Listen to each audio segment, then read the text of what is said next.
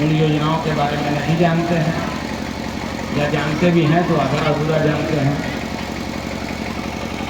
उनका आधा अधूरा जानना उनके बच्चों के लिए फ़ायदेमंद नहीं होता।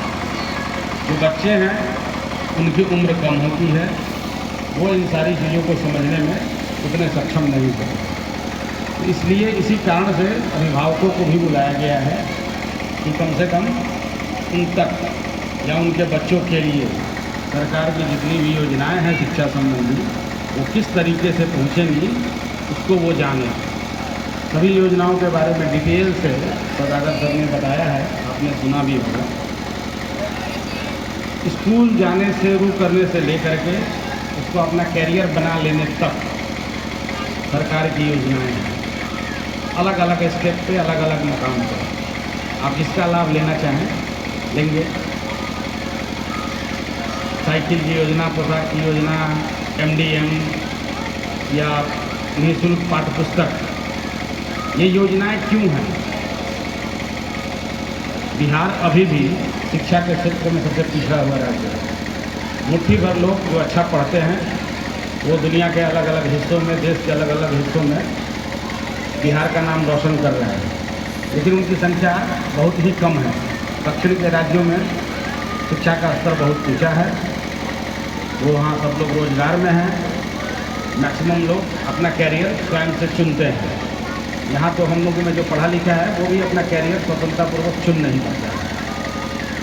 स्कूल संबंधी योजनाएं जितनी भी लागू की गई हैं उसके पीछे ये उद्देश्य है कि ज़्यादा से ज़्यादा लोग स्कूलों तक पहुँचे, बच्चे स्कूलों तक पहुँचे, और स्कूल में जब वो दाखिला लें तो पढ़ाई उनकी बीच में न छूटे, चाहे वो गरीब से गरीब आदमी का बच्चा ही क्यों न हो। पूरी स्कूली पढ़ाई वो ड्रॉप आउट नहीं हो और पूरी स्कूली पढ़ाई वो अच्छे से पूरा करें। पोशाक की योजना लाई गई, सभी बच्चे जब पोशाक पहनकर स्कूल में आएंगे तो एक जैसे दिखेंगे, कोई अमीर का बच्चा नहीं होगा, कोई गरीब का बच्चा नहीं होगा। MDM, जब सारे बच्चे एक साथ बैठकर खाते हैं तो वहाँ कोई जातीय या धार्मिक भेदभाव नहीं होता है, तो बच्चे एक दूसरे के साथ घुलना मिलना सीखते हैं। खेल की व्यवस्था, एक्स्ट्रा करिकुलर एक्टिविटीज़ की व्यवस्था होती है।